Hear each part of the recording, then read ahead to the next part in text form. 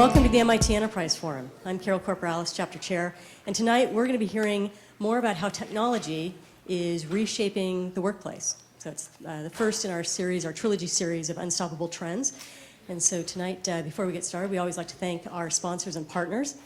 And tonight, our sponsors are ResMed and TriNet, so thank you to them. And our partners tonight, Staler-Made Communications, we want to thank them for videotaping our monthly event. Green Rope for our database management. And our new media partner, San Diego Business Journal.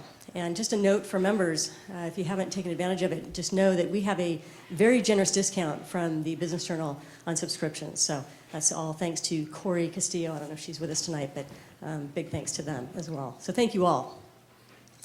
Tonight we are very pleased to have Kay Plantis with us as moderator tonight. Kay is an economist and a business strategy consultant. She works with business leaders and executives to help them better understand economic and technology trends. So she, before forming her consulting firm, she worked as the Director of Strategy and Business Development for a global healthcare products company, as a Senior Managing Consultant at IBM, and as Chief Economist and Director of Economic Policy Development for the state of Wisconsin. Pretty good. Kay has worked with both public and private companies of all sizes and in various industries, and she's also a co-author of a book called Beyond Price, Differentiate Your Company in Ways That Really Matter. Okay, thank you for joining us, and come on up and start us off.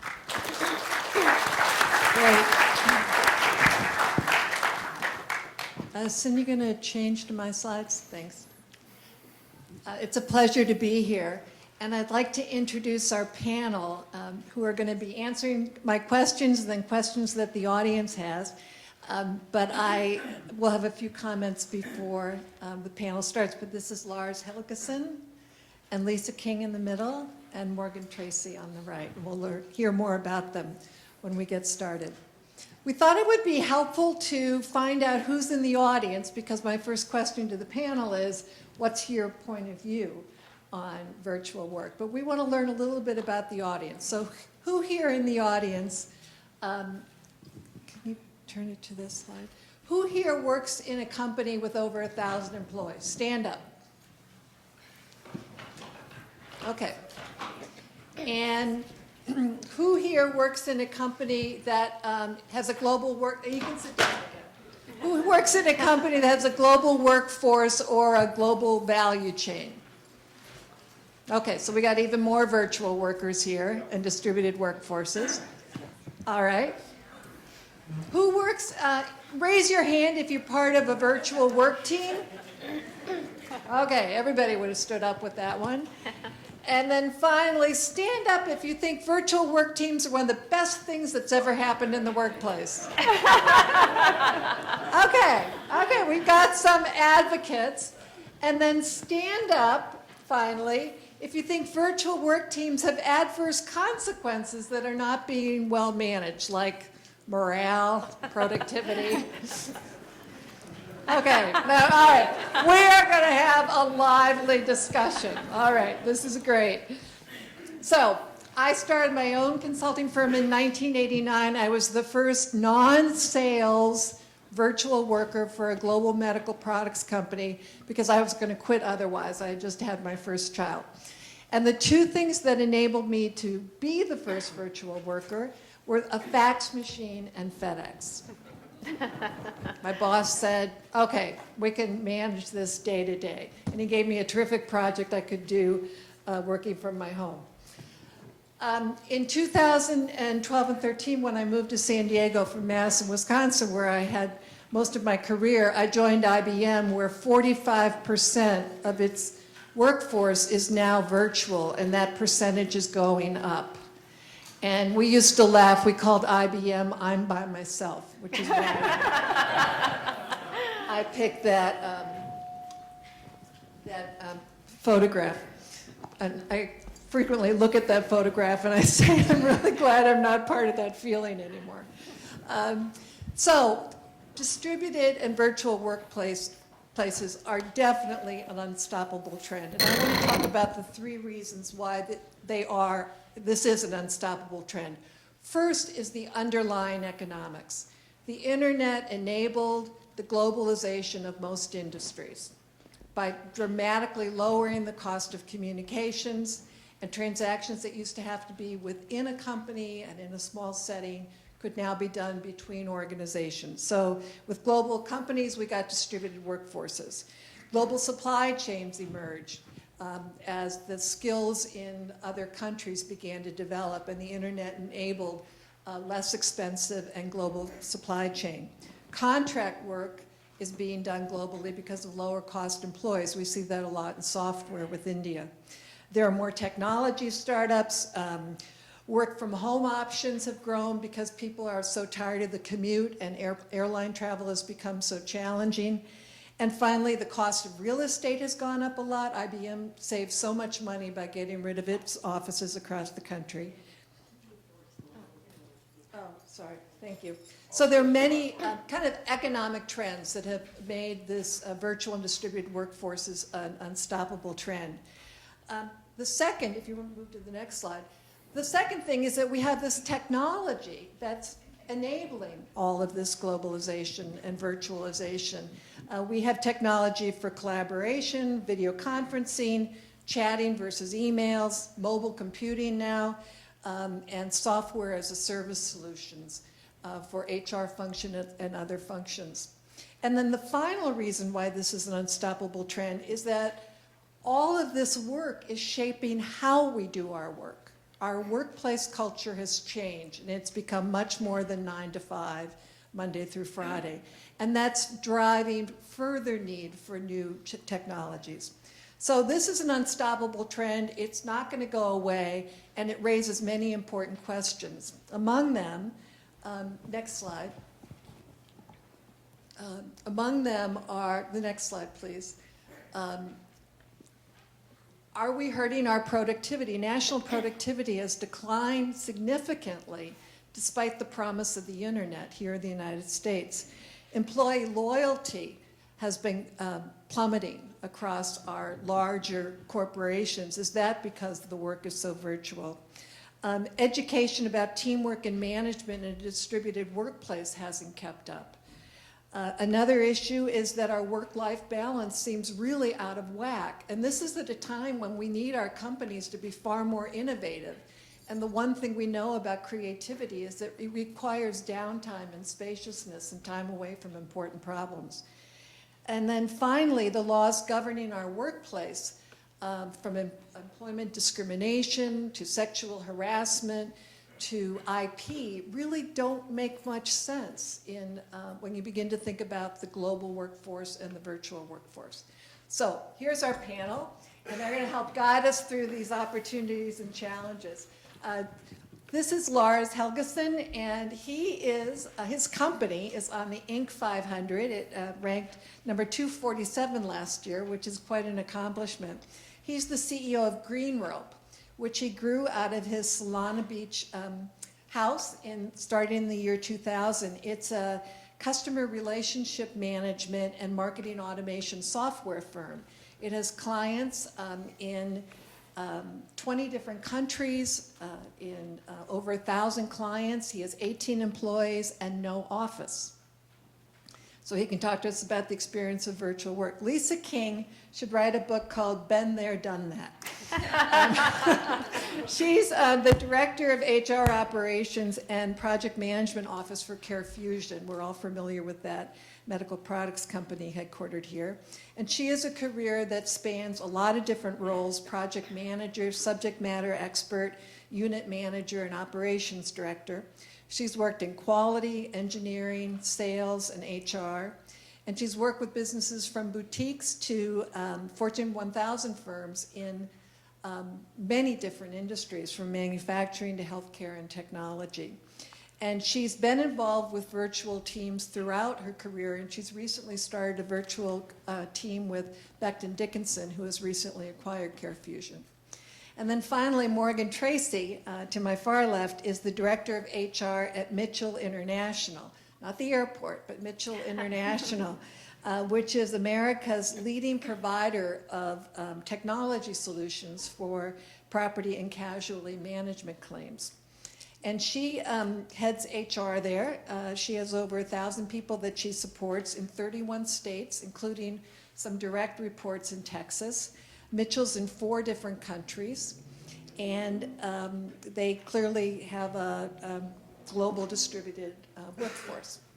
So with that, we'll turn to our questions. And if you have questions of clarification, please feel free to raise your hand and ask them, but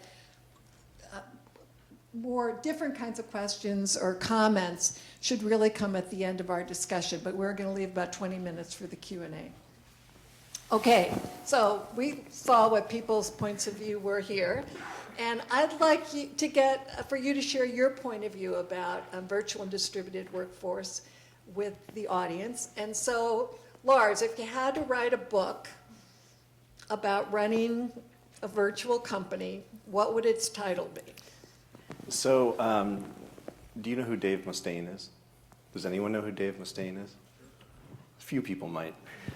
He's a musician, but they had an album, and the name of the album was Countdown to Extinction.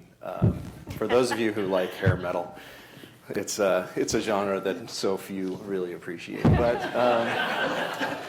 yeah, I listened to it before and probably a little still. The idea that business is going a certain way, it's sort of like the tide. When you see changes in society, you see changes in technology, it's an inevitable thing. No matter how many people believed the internet was a fad, it's not a fad. And so I think that you have a choice when you're in business, whether you embrace the way technology is changing or you resist it. And dinosaurs resisted the change in the climate, and you saw that's what happened to them. So I think what we want to do is, as a culture and the United States is really a leader in thinking and forward thinking. I think that's one of the things that really differentiates us in the world economy. It's really adapting the way we do business to know that, or to bring this way of thinking into what we do every day.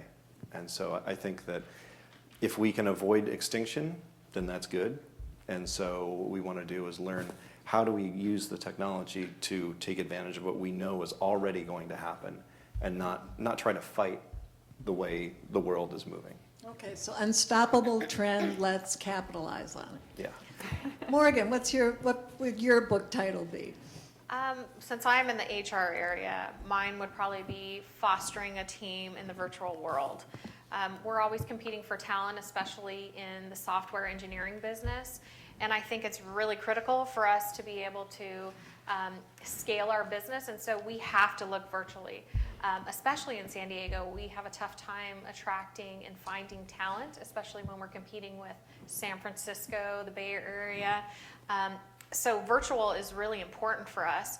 And we find that we're moving into other countries and we're using people who are in India and we're using people in the Philippines. So we have to be able to work as a team and also expand the company and grow our company, as well as use the technology to advance our software. So for us, I would say, how do we do that? So how do we foster that team regardless of where we are?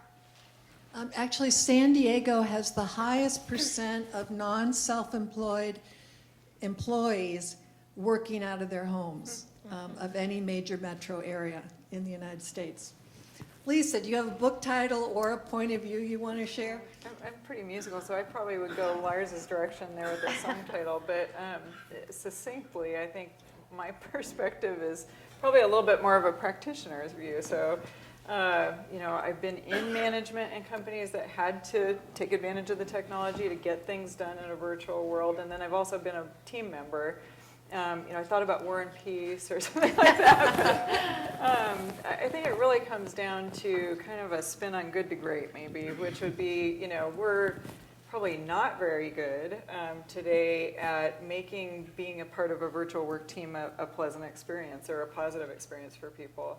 And so as a manager in virtual work teams, or as someone who leads projects for my company and other companies, I think really it's most important to be very conscious and to, not only sometimes you have no choice as to who you're going to put on a team because they have certain subject matter expertise and they're in a particular location, But it's almost like I'd like to partner. I'm in HR actually, but I'm in the HR technology field. So I'd like to partner with my HR group and say, you know, help me prep this team to get ready to be a part of this, because there are so many times when maybe another book title would be something about emotional intelligence. It's, you know, not everybody thinks through ahead of time. We're all very results oriented on work teams, and so you know, you're sometimes too focused on results, both as a manager and as a participant in the team, and you have to really stop and be more conscious about it. When I first became a manager years ago, somebody interviewed me for, you know, what was the biggest surprise about becoming a manager? And I remember saying, well, the first surprise was it's really just exactly like the management books say. If you do the things, the great management books, you know, the Stephen Coveys of the world, et cetera, and Jack Welch. If you do all those things, you know, people love you and your teams are successful and it's really easy. But if you don't do those things, it's also an equally unpleasant surprise to find out how badly it can go. So I think, you know, better prep in the selection process for those teams. You know, maybe if you have 2 subject matter experts with certain skill sets, you know, those are the kinds of things we need to be thinking a lot more about, I think. All right. Morgan, let's start with you. What technologies do you use to enable the distributed work teams? Sure. So probably about 3 years ago, we introduced Salesforce to our organization. And it started off as you can imagine, a CRM, and also kind of what our account managers and sales folks put in to track our revenue, or what, you know, the pipeline's looking like and what customers we're bringing on. What we realized is there was an opportunity for us to leverage it from the HR standpoint. And so we decided to partner with Salesforce. We were a pilot group for them to introduce rewards and recognition to our employees through Salesforce. That was about 2 years ago now.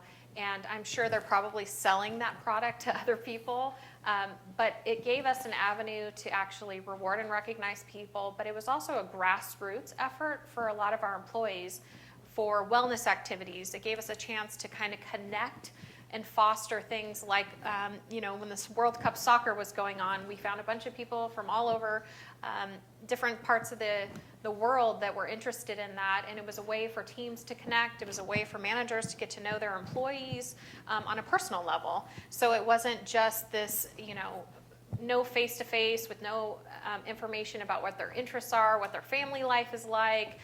So that really gave us an opportunity to kind of bridge the gap of just work and producing and meeting objectives and meeting timelines and revenue targets. It was also a way for us to foster the culture of Mitchell, and that's one thing we're really well known for out there is our culture, and I think that has really been a way for us to connect with our employees. And the nice thing is it started from the top down. So Alex Sun, our CEO, he's a chatterer, so he's out there talking about where he's going, what he's doing. He's also talking about, you know, things that are happening in the news, and so we don't police it. So if people want to talk about, you know, I went on a marathon run, or I participated in my first event, we allow people to talk about it, and then it gets other people talking about things. So that's really kind of what we introduced, and that seems to be pretty successful so far. Okay. And Lisa, what does CareFusion use? CareFusion's technology model is pretty outsourced, so very SaaS dependent. But we actually don't have a tool quite as sophisticated as that. We actually are all kind of focused on something we call Engage, which is actually just a SharePoint-based product. But it's our company intranet site. But there was a lot of work put into making that a fun kind of Web 2.0 looking place for people to go and get information.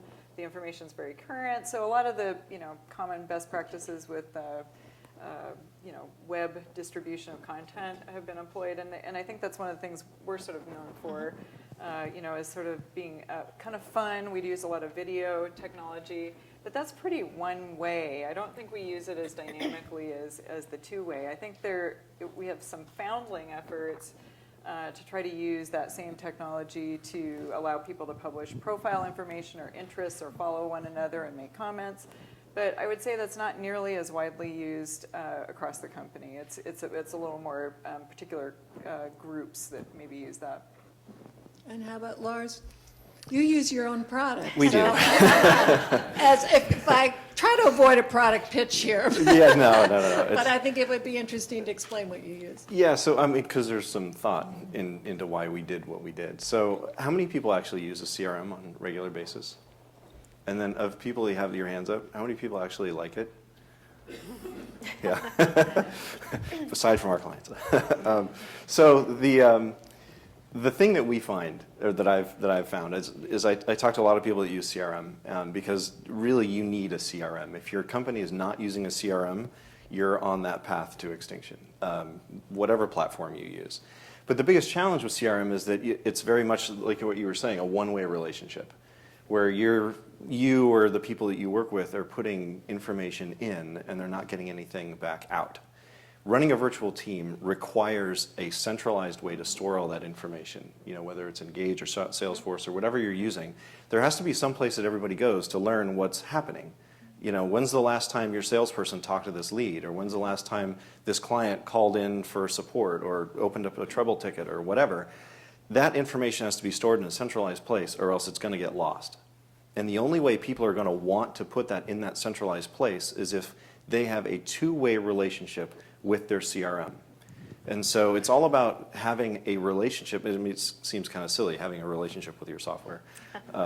What's that? There's like the movie with Joaquin Phoenix. But, but the idea of like actually enjoying putting information in because you're getting something good back out. And so I think that if a company is going to be successful, whoever's in charge of planning that implementation has to think of it in terms of human nature, because people don't like to do things where they're just putting stuff in and not getting anything back. Nobody likes one-way relationships. So I think if you can find a technology that allows you to leverage that so that there's a benefit, they get something back, whether it's learning about what other people in the company's interests are, or learning where the CEO is going, or if you're going to be if you're in sales and you know that you're going to have information fed to you automatically that could help you be a better salesperson, then you're creating an environment, a culture that helps people share information with each other, and that is the only way a virtual team I think is going to be successful. I think you have to have that buy-in, or else you're going to get these little splinter groups that are off doing their own thing, and if there's no incentive, they're not really going to care enough to put something back into the whole team as a whole. I think that putting back in is really important. IBM, as you can imagine, is high-level technology. The whole company sometimes appeared as a computer to you. And all of your interface was done through their intranet, but there were huge holes in it to find out what talents people had. They had like an internal LinkedIn, but the key players never filled in anything. So you were kind of left to tribal understanding to figure out who does what.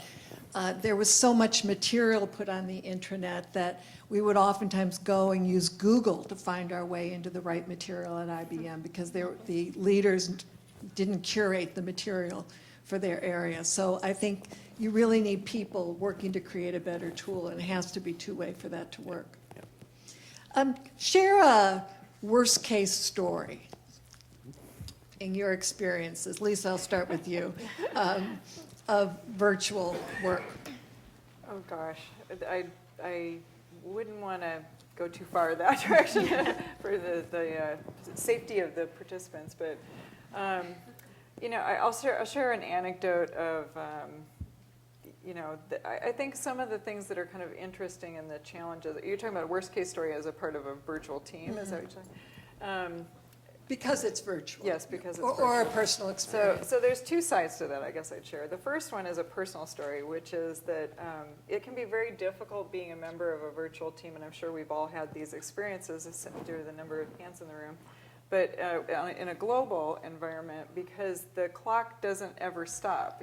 You've got Asia-Pac, if you're in the US, anywhere in the US, Asia-Pac's on one time zone and Europe's in another, and so you can never get one meeting time for everybody. So you end up taking some pretty odd hour calls, and especially if you're in support and technology. And so, as I had a large family at home at one point, finding space and sharing space in a virtual work environment with 5 other people was not an easy thing to do. And I remember getting a phone call, having C and S level executives from a very large company, 45,000, $14 billion company that I was accountable to present something. And the meeting got moved from 6 a.m. my time to 5 a.m. my time. So I'm scrambling to find a spot that's quiet, that I'm not going to wake up the rest of the family, and I ended up in my master bedroom closet. And so my, sitting on the floor with my laptop and my, no webcam, thankfully. And I declared any time before 6 a.m. as off limits for webcams. And I was just supporting on this presentation, but my boss IM'd me, which is a technology we use a lot, any of the tools for like Microsoft Link. He IM'd me and said, "Why aren't you speaking right now?" And I shot back, "It's 5 a.m. in California. What time do you think? Did you forget that? The rest of my family is asleep." So, and I try to go the extra mile for my company anytime, but you have to draw some boundaries and say, the folks in my house need to sleep when they need to sleep. Those are sort of important criteria. And homes aren't always set up for, with soundproof booths. So, that's an example of a personal war story that I always come back to when I think about, the people I have on the phone at any given time. I don't know what situation they have going on at home, but it is a challenge to keep your work space and your personal space, especially if you have small children. I've had those too. Mom, can Barbie's legs get wet? That's another one. Yeah, I hear chuckles because we've all been there, right? Or the dog's barking. But I think the other, the true war stories really are more real time to me, are things like, we have so many cultural differences and we have so many things we don't understand about being virtual team members. And I have actually it's an interesting story because it was a virtual team that didn't meet in person until they'd been working together for 3 or 4 months. And the conventional wisdom is, okay, you put these people at some point together face to face. And they did great as a virtual team until they got the face-to-face meeting, and then it flip-flopped. And because we had not adequately prepared all the participants for some of the cultural differences, we ended up with folks offending one another when it came to social settings. And that was, kind of early days of global projects, but it happens all the time because we're, as managers who maybe have that savvy, we're so busy, or we have to put someone in charge of a team that, maybe isn't quite ready, and then you end up, really having to do some damage control afterwards. So I think that's probably the converse story that really went badly in that case, and it took some time to recover. There was a lot of serious discussions that had to happen to get the team back on track. Okay, Lars, do you have a story? Yeah, I actually almost lost my whole company because of it. One of the things that that I had done when I'd been in business we'd built the business from 2000 till about 2007, 2008. And in 2005, I'd hired a CTO to come in and take over. And in the process, I kind of stepped back away from the technology side of what was happening. And so I figured I would trust him to just sort of take the company from there. And this is a company that I had started way back then. And some of you who I've known for a long time recognize Cooler Email as one of the companies that I had started. And in the 3 or 4 years from when I brought the CTO on to when the company almost completely collapsed, really the problem was a lack of measurement. It was a lack of accountability. And I think the real lesson that I learned through that whole thing, and it was a very painful, expensive lesson, was that human nature being what it is, if you're not held accountable, if you're not being monitored in some way, and there's any doubt as to whether someone is truly dedicated to something, I mean, whether it's a certain amount of equity or if there's a personal connection, if there's any doubt whatsoever, if you don't have some way to measure that person's accountability, they're going to wander. And in the process, we ended up, it was terrible. I mean, I'll be honest, like it almost killed the entire company. It's something I had worked many years to build because I had sat back and trusted someone to come up with innovations and creating things and testing things, and it was just one failure after another, that because I wasn't really watching that closely and wasn't putting the hammer down when it wasn't working, we almost lost everything. So I think the lesson is that virtual teams are great when they work well and you've got people participating, but if you don't measure and you don't hold people accountable and you don't have KPIs set up to watch them, their human nature is going to eventually break down the integrity of what you're trying to build. So, I would say that if anyone is in that position of leadership over a virtual team, the lesson that I learned the hard way, that hopefully you can learn less hard, would be to just maintain a sense of accountability for everyone that's involved and make sure that the team members that you have selected are okay with that. Because not everyone's okay with being measured all the time. People will get defensive and feel like, why are you looking to see how many phone calls I made today? I'm doing great for you. And there are certain personalities that just aren't going to respond well to that environment. So, yeah, I would say that the big lesson is make sure you align yourself with people who are comfortable with creating that culture of accountability. And that it's important that those key performance indicators be highly strategic. Mm-hmm. I consulted with a company in New Jersey, Binary Tree. They do email migrations, and their measure of involvement was participating regularly in the chat room.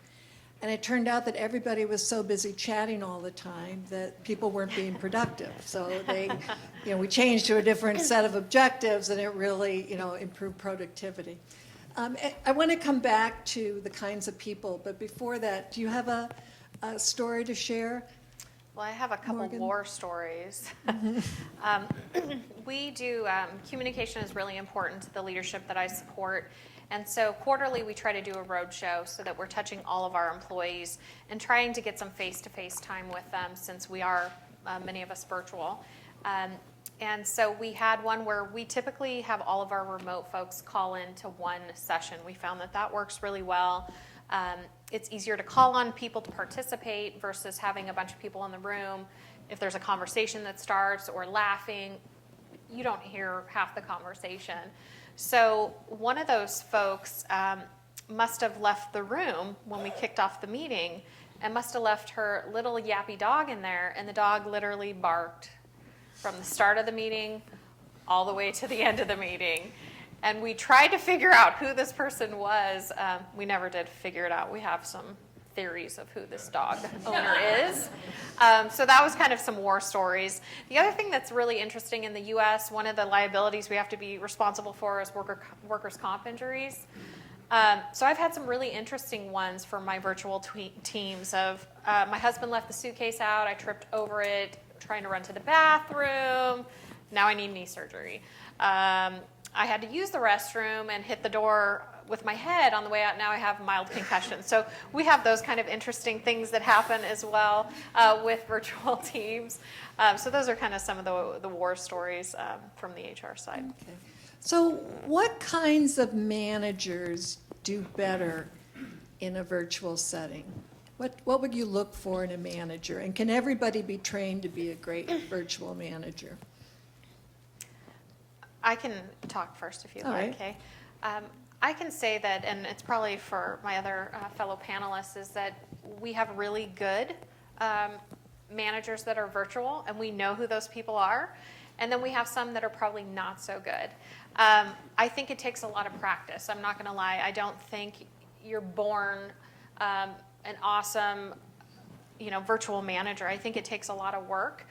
The ones that have been very successful, we use as kind of the poster child for us, and we actually ask them to mentor other virtual managers and some of the tools and tricks that have worked for them.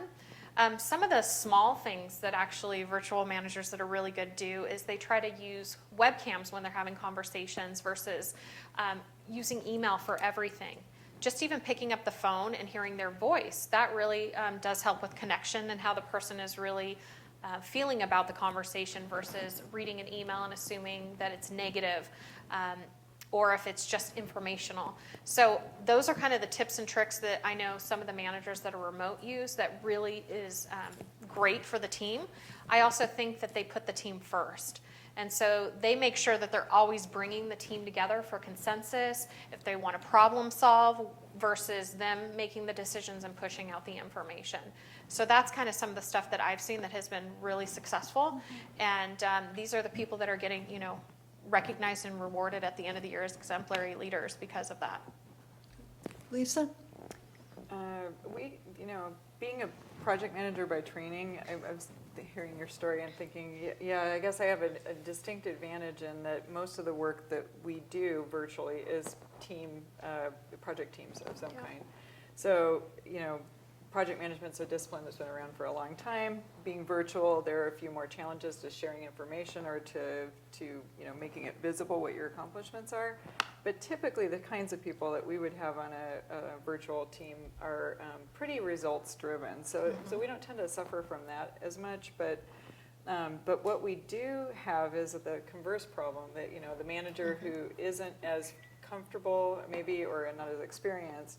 And so I guess I'd just share a few things that I've done in the past that, when it occurred to me that maybe I should take a minute and stop and go, what is it I can do to make this a little better? And one of my favorite ones is so simple, it doesn't require any technology really other than what we all have in our common office space, which is picking up the phone, scheduling what I call a virtual coffee break between yourself and a project team member or an employee who's remote. And the first time I did it, the person on the other side said, "What does this mean? What am I supposed to do?"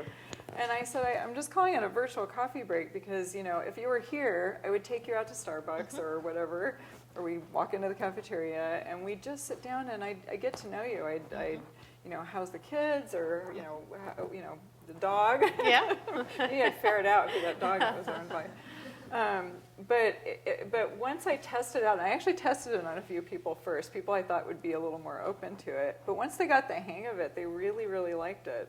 And it's simple, a CRM would certainly help to track how often I've done that, but it really has helped. And I find, especially when you can hear roadblocks going on in a discussion or in an email trail, just picking up that phone and connecting with people and making a point to make it not about work sometimes is all it takes.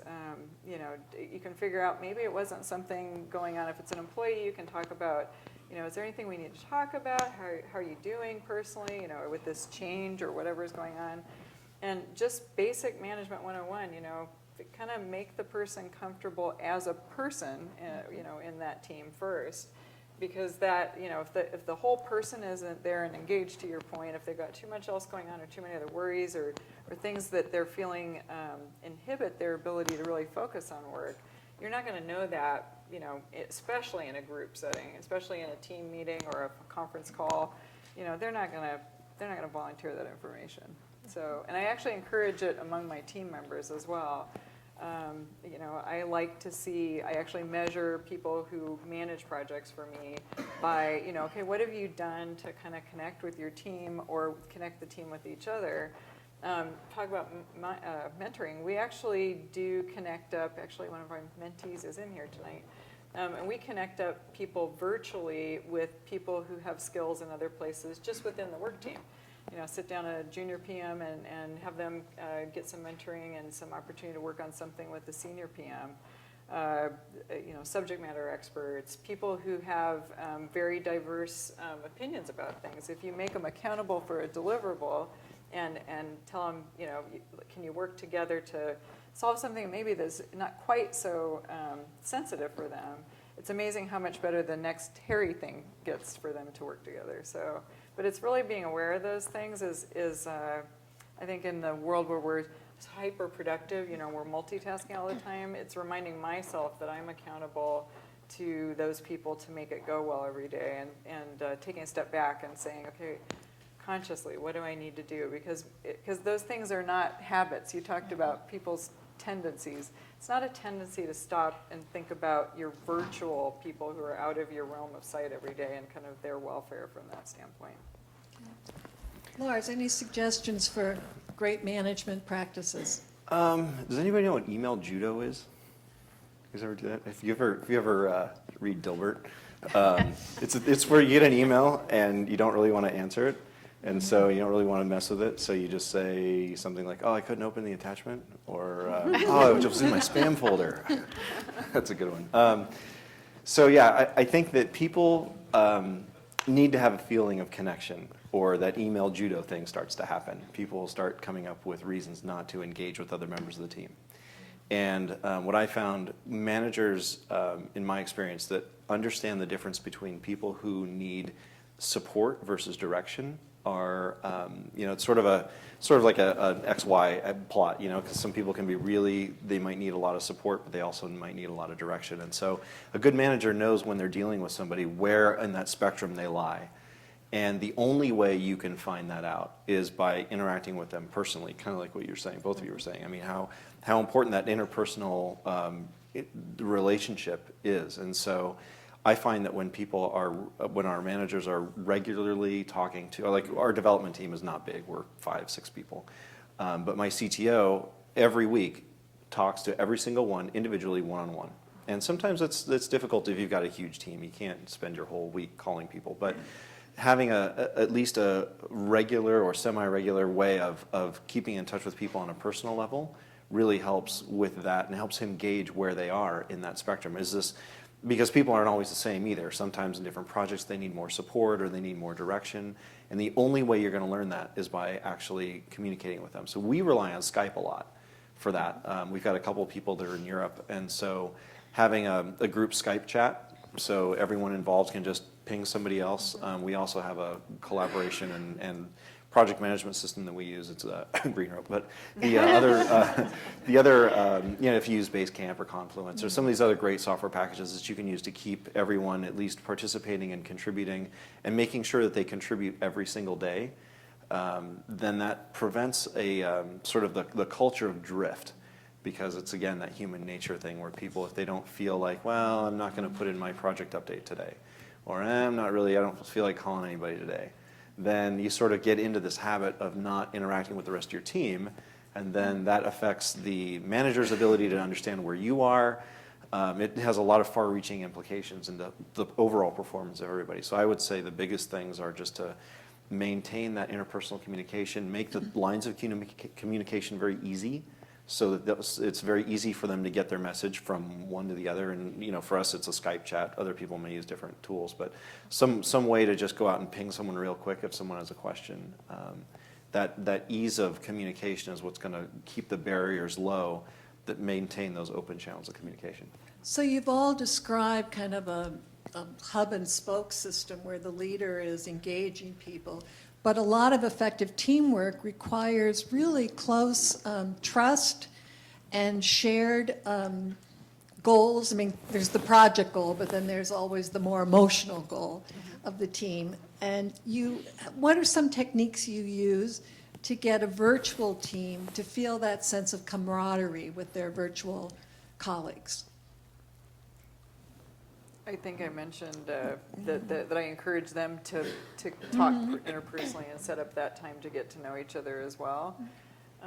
And the opportunities to mentor or connect over subject matter expertise. If you kind of create something small that doesn't have big stakes and can be collaborative, and then have an opportunity to make that fun and share. Sometimes even just in setting up a team. I remember one time we were in a virtual team, and we nominated a chief fun officer on the team. And so it was that fun officer's job to, at every single time that we had a communication or even in between, it was her job to kind of be the barometer for the team morale. And it worked really well because it wasn't the project manager, it was someone who just naturally had the gift of connecting with people. And so it was sort of her job to kind of look out for the morale of the team. And I think that was really effective because it also gave kind of a back channel too for, if there was something that was kind of bothering anyone, it gave it kind of a safe space for, it was sort of like our virtual HR team, I guess, to kind of, just have some place to kind of figure things out. Bounce things off and say, are you feeling this way? Yeah, I feel this way too. I thought it was very effective, actually.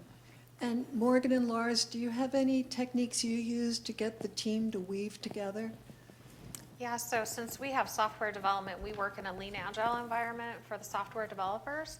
And so they're forced to actually work on teams together throughout the project. And they as a team have to get very comfortable and trustworthy of one another because they're committing to delivering something in a period of time. So I have to rely on my neighbor and the neighbor next to them so that we're all successful, because if one fails, we all fail. So I think that really has brought teams together. And as part of that, we have what we call a Scrum Master, who is kind of the barometer of how things are going and to help guide, direct people if they think things are slipping or we need additional resources, help. And that seems to really help because at the end of it, they always look back and do a lessons learned.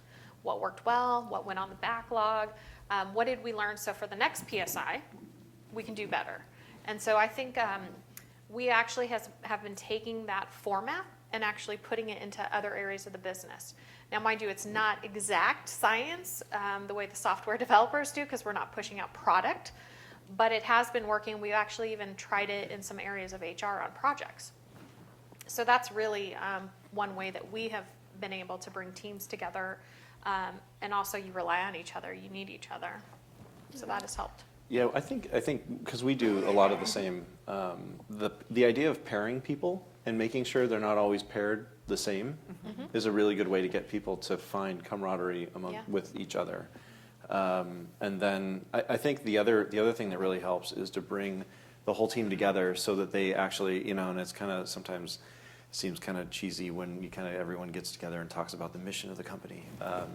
But I think that actually having an honest discussion with everyone so that they understand the impact that they have both to their other teammates and to the clients, the people you're serving. I think that when people understand the impact that they have on the people around them and their environment, they take more seriously how they're interacting and how important it is for them to talk to their friends and to create friendships inside the organization, because they know that when they work together, it makes everyone's lives better. And it seems like something really simple and obvious, but when you're not up there and making I hate to say it's like mandatory fun, but having someone that's making sure that the environment and the culture is supporting the vision that you have, that doesn't happen on its own. You have to stay on top of it and not relax and say, well, maybe we won't get together this quarter, or maybe we won't get together this year, because they know what they're doing and they've been doing it for however long, and we don't need to interrupt what they already know how to do.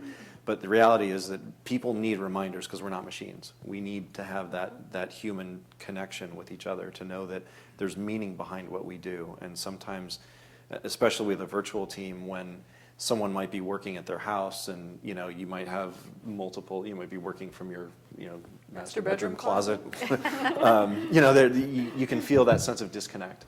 And I think the only way to rebuild that disconnection is through more of a human kind of a feel, and that can only be done through the sort of a regular kind of a top-down almost culture creation. And so people have to listen to your vision. I'm sure most of the people in this room are responsible for creating a vision of some kind, and I think that if you don't really actively communicate that vision to people, they're not going to listen, they're not going to learn it. So by building an environment where you actually can do that, I think you find that people will start to listen, and they'll tell the story that you're telling to them to each other, and that perpetuates the vision that you're trying to build. And you think that requires some face-to-face? Yeah, I think ideally, yes. Sometimes it's not possible. We have some of our we outsource small pieces of our software. There's some people that we're probably never going to meet. But for the people that we can get together, absolutely. Absolutely. If you can do it, it makes a big difference. When a team is failing, do you resolve it in a different way when it's a virtual team compared to when it's the HR department team at Life Technologies headquarters? I do. Okay, Lisa, can you explain what's different? I think, it depends on the circumstances that you think are leading to the failure. But, if you've done all the right things, you've given them the technology, the clear roles and responsibility, the clear vision and charter, the objectives, the measurements, everything else, and sometimes it just doesn't, it's not working. Maybe there's a surprise in there, and that, you know, one person that you thought had the expertise that needed it wasn't the, you know, didn't have what they thought, or that somebody is particularly not good at being a team member, or that there's something outside the control of the team. There's nothing harder on the morale than everybody knows it. Everybody knows the team is not doing well. And then it becomes kind of a downward spiral. So I guess if it's a team I can observe face to face, you know, I kind of go into a watching mode visually, and you know, watch the dynamics of what's happening, and then kind of maybe do what I call, a friend of mine coined the phrase years ago, but he calls it industrial journalism. So you ask 3 sources, and if the story comes up and there's a common element in all 3, you've probably got a story, you know. But you can't do that with a virtual team as easily, and so that's where I think it is important to have those one-on-one connections. I hate to keep going back to them, but you've got to kind of hear it from all perspectives, because it probably isn't one factor or one person or any, you know, single thing that you can weed out. You have to, you know, keep setting that vision over and over and going, okay, I understand for you that's what's not working. That's, you know, well, let's fix that. For you, you know, it sounds like we need to do X differently. But I think you have to keep pulsing almost each of those team members, and monitor whether what you're doing to try to intervene is, or what you're asking them to do with each other to intervene is effective. So I feel it's much more important to have those individual one-on-ones, and yet still bring people together to, you know, if you know, for instance, that it's a conversation that, you know, that really the team isn't collaborating and one person's driving to their vision and it's not aligned to the rest of the team, for instance, then you have to get them back in a virtual room and be pretty direct and honest about, okay, guys, you know, I'm hearing this isn't working. You know, what do you think we need to do about this? And sometimes you'll get one brave volunteer who'll, you know, speak up, but, you know, if you haven't done your legwork ahead of that, they're probably not going to. And the real issues aren't going to come out in the open. And sometimes you do have to have those uncomfortable conversations by phone, and maybe without the benefit of video technology. And, you know, you just have to really, you have to have a higher skill level at listening, or listening for who's not talking, you know, as much as, you know, what you're hearing from people. Comments? I would say we do something similar. I mean, we require that every manager does one-on-ones. For the larger teams, obviously, that would be a full-time job if they were doing it weekly. So we ask that they do it at least once a month. But in the team environments, we're also getting feedback from everybody, and it's employee-driven. So we're asking the questions. And if they think things aren't going well on the team, that's their opportunity to talk about it. And we can help. If it's a resource, you know, problem, if it's a bad apple on the team, how do we help performance manage that person? Maybe it's just getting them additional subject matter experts in there. So it's really their opportunity to talk about kind of what's going on the team in a private setting. And obviously it could be over the phone, it could be virtual, but that would be kind of our way of dealing with something like that. Do you measure in any way how people feel emotionally about being a virtual worker, and how that might pertain, perhaps not in an 18-employee company, but in your larger companies, to attrition or attraction? No, we do. I mean, I think, I'm kind of building on what you were saying. I mean, the more you can measure and objectively see whether someone's performing or not, the easier job it is for you to say you're not a good fit. And that's our job as managers of these kinds of people, is to assess whether or not people are actually performing. The only way you're going to know if someone's performing is if you measure. And so we do things like with live chat. We've got chat on our website, and our support team is measured by how quickly do they respond. The exit surveys, are they good or bad? We listen to their phone calls, and, you know, we'll spot check and listen and make sure that they have got a good tone of voice and they're actually being supportive to our clients. When people fill out support tickets, there's an exit survey on those. And we look at response times for those. So, and with the development side, we look at Scrum and, making sure they're hitting their targets. So everything that we do is measurable. And I think that it doesn't matter how big the company is. You still have an obligation, if you're managing a virtual team, to understand whether or not your virtual team is performing. And so the more you can embed objective metrics into that, and all these technologies I'm talking about are fairly common.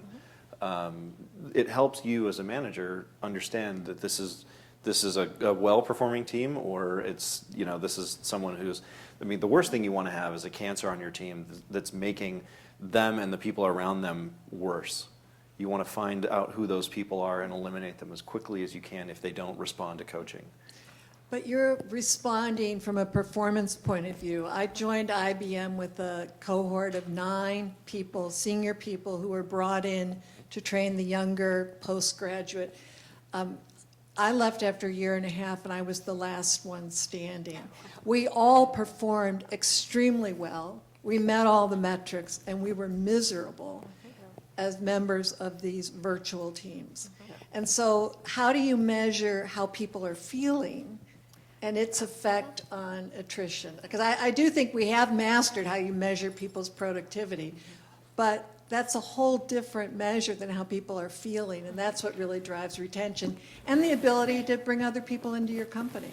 Lisa, what do you think? I take a couple of approaches to that. So CareFusion's what I think of as a baby company. It's only 5 years old. We can be anything we wanted to be when we grew up, and now we're going to grow up into like an even bigger company with a new vision.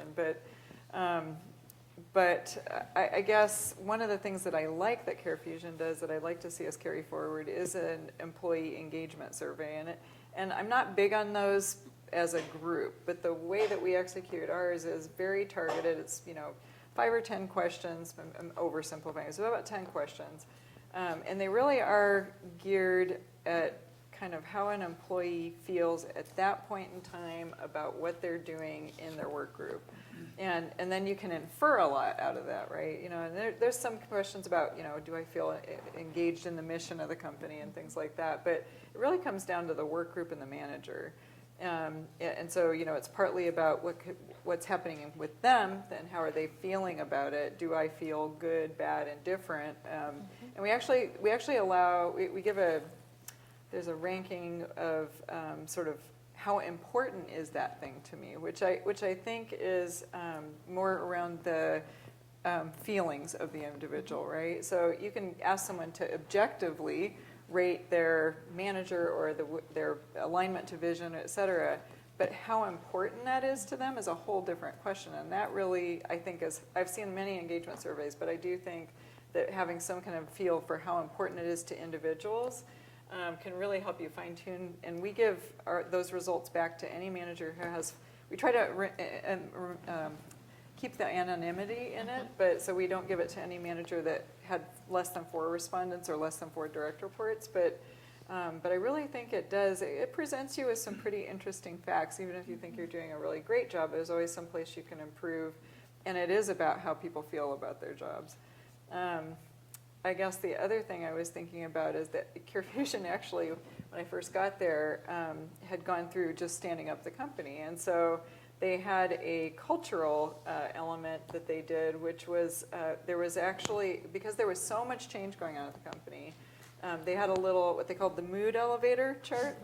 And I'm sure it was a vendor, and so I don't want to give too much away who brought that. It was before my time. But people still have that mood elevator chart around the folks who've been around the company a long time. Actually, Emily could probably tell me where that came from. It was kind of like a range of happy faces, from very sad face to very happy face. And it was okay for you to put, a sad face. It was not used in virtual teams at that time because CareFusion wasn't very virtual at that point. But today, I still use some of those principles when I'm talking to people. Where are you on the mood elevator chart today? Just kind of take a pulse, and it was okay in our culture, and it still is, to say, you know what, I'm feeling pretty unengaged. I'm feeling pretty, I don't care what we're doing today, and I don't want to be here. And we don't say it for very long, but we certainly, if someone did, we'd maybe move them out. But I think it's a healthy thing to kind of take that pulse. Yeah, it can be an early indicator of performance issues down the Yep. road. Absolutely. Everyone's comments have been really interesting. Why don't we turn to questions from the audience? Do we have microphones? Great. Why don't we start with the gentleman with the beard?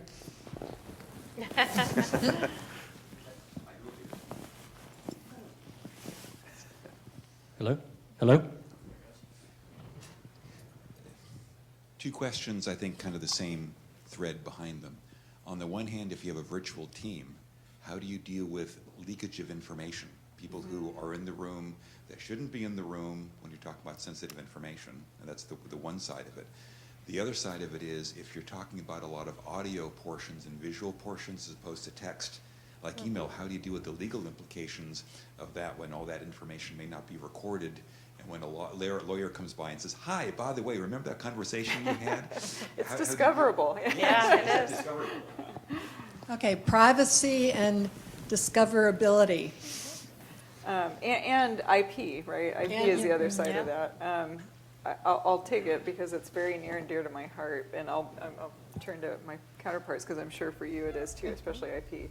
But we have guidelines around, for instance, whether you publish we use WebEx technology. I know there are a lot of technologies out there, but how you control the access to a meeting can be either pretty wide open or pretty tightly controlled. And so depending on the sensitivity, if we're working on mergers and acquisitions, for instance, that's a time when we keep things pretty under the lid.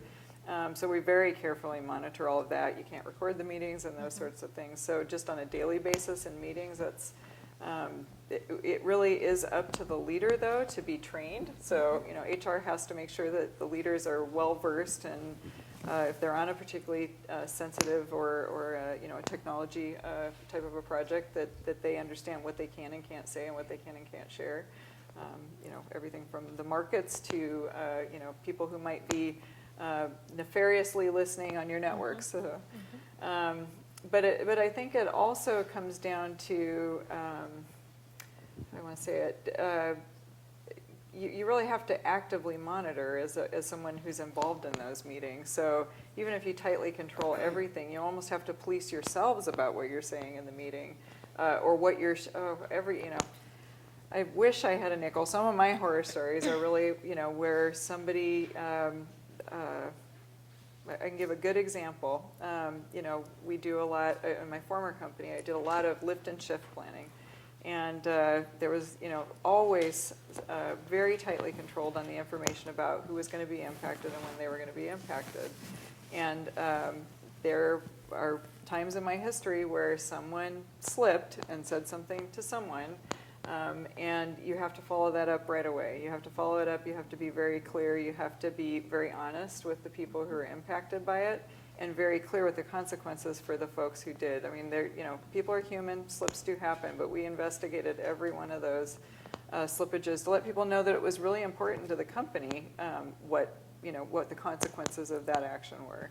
And if it was found to be negligence, then there was action taken, unfortunately. So, that's, and I could publish a list of guidelines probably depending on what the sensitivity is, whether it's IP or whether it's like in HR, we have a lot of sensitive data and sensitive topics around employee actions or employee relations. So very, very conscious about that and very careful with who we allow access to meeting rooms, et cetera. Just to add to that again, but there is nothing to stop from someone from actually literally sitting over someone's shoulder. No, that's true. That's true. And I mean, I guess the way we handle it at CareFusion is an individual accountability. So we have data privacy, information security training that we deliver as soon as someone comes into the company. And no matter who you are in the company, you get that training, and it's explained to you your responsibility with data and information. Whether that's in a conference room or someone, shadowing you as they come in the door, looking over your shoulder at something, or sitting on an airplane seat. That's your responsibility to be aware of who's over your shoulder, and you're accountable for it. So actions are taken as a result, if it's, you know, if it's reported. A question here. By the way, this gentleman, I believe, did his doctoral thesis on virtual workforce. No, it was, the question is for out of sight, out of mind. When you have a virtual team, whether it's a small organization or a large one, and you're doing manager calibration at the end of the year around promotions or incentive compensation or all that stuff, how do you coach your virtual team members to have connection with those that can impact, you know, their career, their income, and vice versa, for the good of the company and from the employee perspective? I think it comes down to everything comes down to culture. You know, kind of like, I mean, your question was partially about legal, but a lot of it's about culture, and it's the same question, or the same impact. I think when you have a culture where people understand why they're there, and they understand the meaning behind what they do, then they're going to share their feelings towards each other. I think that if you flip it on its head, and you have your managers asking how they can better serve the members of their team, then it opens up a channel of communication that helps the members of the team feel like they can actually impact their culture. And when you have people feeling like their feedback actually has meaning, then they feel like they're actually part of a team and not just told like, hey, yeah, you're on the team, keep working. It's about feeling like you're connected to someone. And I think that connectedness often comes from feeling from serving other people. And I think that it's a company vision, and if you carry that company vision to your own team and how you manage your own team, and you ask them, how can I better serve you, then you're opening that door for them to feel comfortable enough to say, well, this is actually what I need to feel happy. And because ultimately, when people are happy, they perform better, and everybody wants to be happy. I want to be happy. I want everyone that is in our company to be happy. I want all of our clients to be happy. And it seems like a very simple, obvious thing, but if you don't actually pay attention to it and actually ask that question, I don't think you can engender that culture that lets that happen. When my husband worked at Life Tech, he spent his career there, but he finally ended up coming to the headquarters because Greg Lucier said, you just got to schmooze shoulder to shoulder to move up further here. Do you find that people that aren't, I think this was part of your question too, that aren't part of having that shoulder to shoulder connection on a daily basis do get somehow fewer opportunities or parked over in Japan? I would say it is more difficult for people to kind of climb the ladder, although they do have opportunities, maybe laterally, but it is harder for them to have career growth, unfortunately, when they are kind of out of sight, out of mind. In terms of kind of calibrating talent, when you asked that earlier, one thing that we do is we have all the managers that may interact with these employees calibrate together. So the manager that has this direct report may have a specific rating and also feedback about this employee, and there's friendly debate that happens. You know, there's always the easy graders and then there's the hard graders, all right? So it's really nice feedback amongst the group and getting consensus, because there might be a shift in the way that person feels about that manager or that employee based on what the other managers or the other leaders in the room have experienced with that employee. So that's kind of how we handle it, and I think it gives the employee a better opportunity and more of a fairness when we're actually making pay planning decisions. Yes, that's a great example of a process. Another question. I've got a question here. Okay. We're going to follow the mic. I'm coming down. I'll be down. So in regards to virtual teams, two questions. One, in terms of dealing with cultural differences and teams being able to work together, communicate effectively, you don't have that in-person presence and being able to bridge that. It already becomes between Asia-Pac, the US, and Europe, or even California and New York. It's vastly different. That's a big culture. Very, very big different culture and language and vernacular there, difference, right? What's been the sort of tricks or tools of the trade that you folks have been able to utilize? And second is that so much of, I'm coming down from the Bay Area, so much of innovation in the Bay Area happens from people working on things that make them happy. Brian Wong, who's the youngest funded venture-backed firm in the Bay Area, who was 17 when he got funded, says when he hires people, he just asks them what's going to make you happy and work on that. And that's all he cares. He said, so like, how do you make sure that the employees who are remote, they're doing their 1, 2, 3s and checking off their tick boxes, but they actually are contributing to innovation, contributing to ideas, contributing to the growth of the company by saying, here's a pet project, you know? Okay, so how do you deal with cultural differences, and how do you get virtual workers to be part of the innovation engine? I think I'm going to let Lars answer the Yeah, innovation engine one. Yeah, well, yeah, we do that a lot. Where we have primary projects that people work on, and we give them little side projects so they feel like they can be creative and do little things. And so we like to do about 80-20 with that, so they can feel like they're doing something that they can really be creative and try things out and create. And we've built some awesome parts of our platform that way. And I would agree, there are some big cultural differences. We've got people, I went to college in upstate New York, so I know there's a big difference there. And we've got some people in Europe, and we've got outsourced people in Asia. So there are a lot of cultural differences. One of the things that I've found is that really helps the team is creating, is using humor, so that there's sort of a safe zone of, so now, I'm a little different because we're a smaller company, and in our company, HR is actually my dog. So he's a little Boston Terrier, and so when someone says something inappropriate, they have to go talk to little buddy, my dog.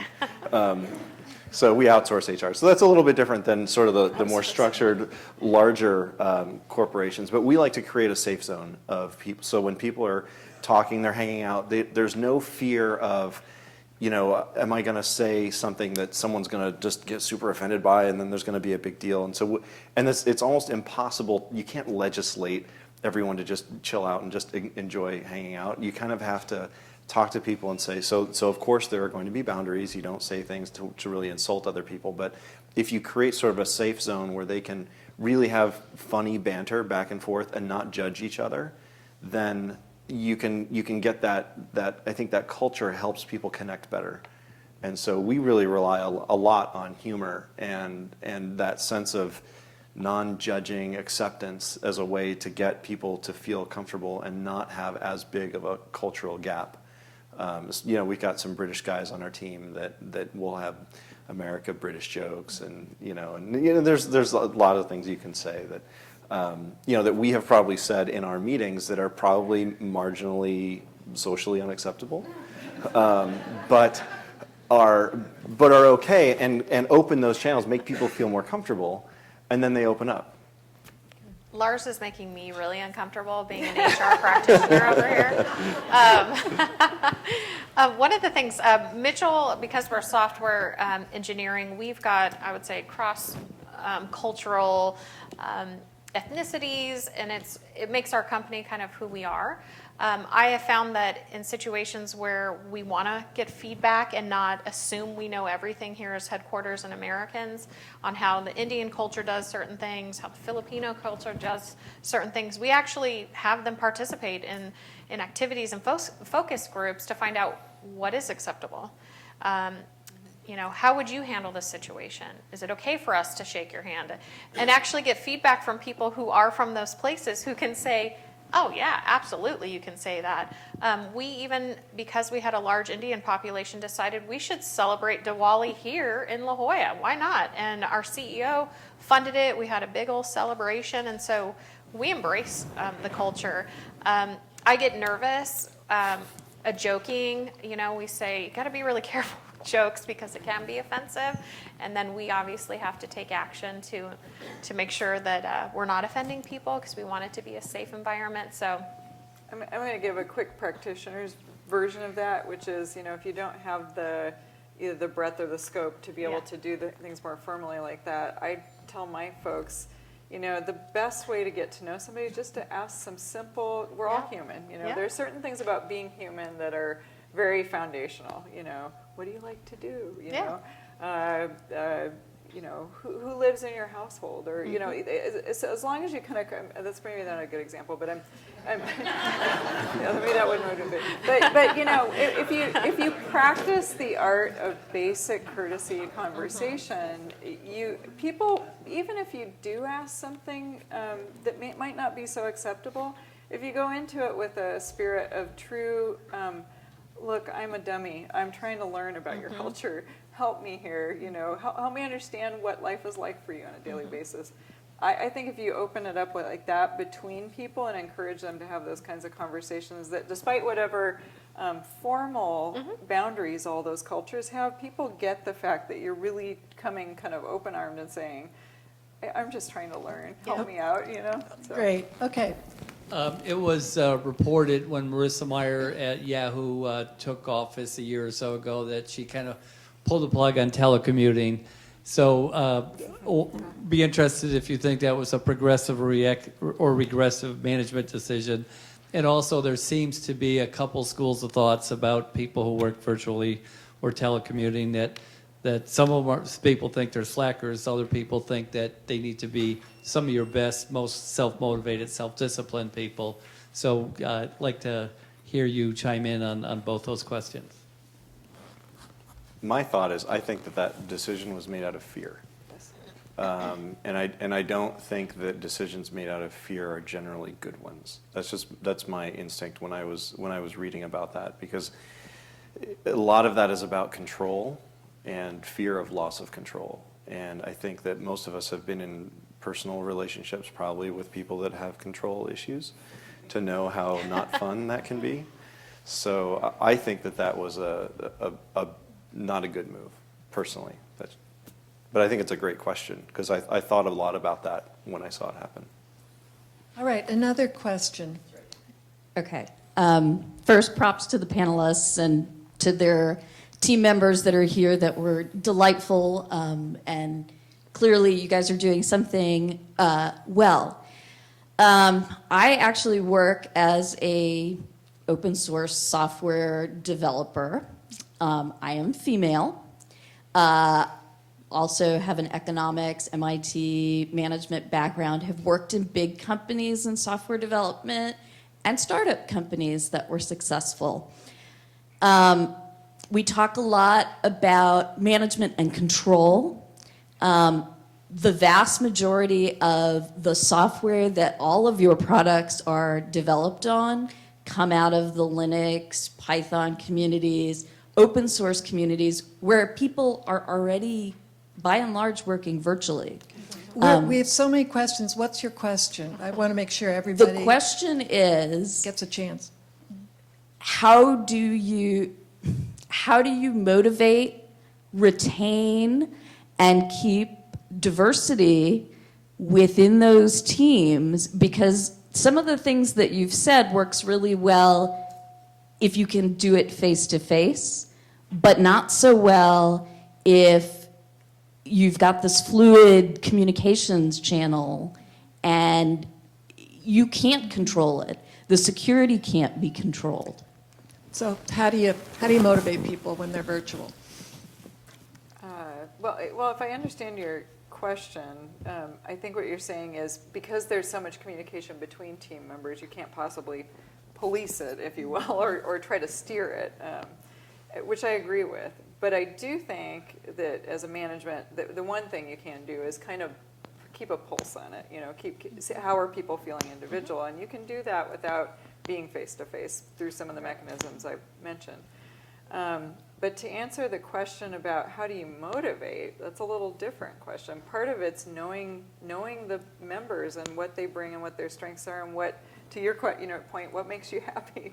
You know, as someone who's responsible for forming those teams, you have to, if you use the same resources over and over, or you go to the same kind of groups of people over and over, it's about knowing generally what works with them in most situations. But I do think you have to ask and have those one-on-one conversations. It's also partly, I would say, something that's not a very popular thing to say, but it's partly the responsibility of each team member to be able to be a direct communicator and say, hey, this isn't working, or hey, I'd like to see more of this, because there's no way for any, if you put all the accountability with one person, like the team leader or the manager, that you're kind of setting up, I'm a quality person from the background, so you're setting yourself up for a single point of failure, right? Mm-hmm. You know, I've seen teams be very successful even when they didn't have, great pulse from the management, because they actually cared about each other and reached out. So I think it goes down to selection of the team members and saying, okay, how can we make sure that we either know the community of people, like you're talking about, you know, groups of you that work together frequently, or how do you know the individual? Well, I think also onboarding is key. Yeah, Yep. onboarding, and Counseling. earlier we talked about training. We've got time for one more question. Quick one. When I'm a great fan of, management by wandering around, but when you start to move into different spaces, a lot of negotiations and things are done by email and such. Once you put things in writing, they take on a whole different meaning Yes, they than do. behind closed doors. Can you please address that and how you deal with that? Wow, I'm going to go back to training again for a second. We definitely give both written instruction at times. When we have somebody who's never worked on or when I have somebody who's never worked on a virtual team before, I'll give them, I kind of closely supervise. So I have the luxury of being a team manager, and so I have the chance to kind of coach people. But I've seen companies do things like send out a communication that gives email etiquette. Don't put this in emails. Do put these types of things in emails. If you have difficult conversations to have, don't write an email when you're angry. All of those best practices that we've all seen all over the place. But some, the internet's been around for a long time now, and some of that seemed like new information back, when we first started using it. I think we've kind of forgotten some of that. So it's people who are new in business sometimes need, they've been doing things socially in a very informal way when they, before they came into the business world. And so sometimes you have to kind of remind them what those etiquettes or those best practices are. And I always say, especially when I'm kind of looking over a junior PM or someone who's on a team that may not be as experienced, when we have those one-on-one conversations and something's not going right, I say, or I see them write an email that maybe should have been better a phone conversation, I'll let them know. I say, you're really boxing somebody into a corner when you put something in writing. People don't mean to be difficult. You may have had a miscommunication. Pick up the phone and talk to them, because oftentimes picking up the phone will resolve the problem, whereas an email will escalate and go to their boss and up the ladder. We've all seen that. So, I think how the entitlement generation likes to LOL talk? That drives me crazy. And one of the things, sorry, one of the things that I try to do is get. I want people to be very conscious of the things that they write, because what people write is going down in a permanent record, and part of that is making sure that when you write, it's not sloppy, no matter what you write, even if it's an email that you send to someone else. Whether it's a sentence or two that you send to another team member. I think by having people think about the quality of what they're writing before they write it, no matter how informal, no matter how internal the communication is supposed to be, it avoids that problem that you're talking about, especially for the generation that's used to, the thumb writing and the abbreviations that now you and I don't understand what half of them are. But by forcing them to write more formally, it forces them to think more formally. And I think when they're forced to think more formally, they think more about the impact and the consequences of their writing. And that, for us, has been something, I think, because I will counsel and talk to other people, at least for a lot of internal communication, to make sure that that's done and thought through. And I think that makes a big impact on addressing the issue that you're talking about, making sure that email's not used as a sloppy way of just throwing phrases and things that people don't want necessarily repeated. All right, well, I'd very much like to thank the panel. I think they've brought an enormous amount of expertise to this topic. Thank you so much.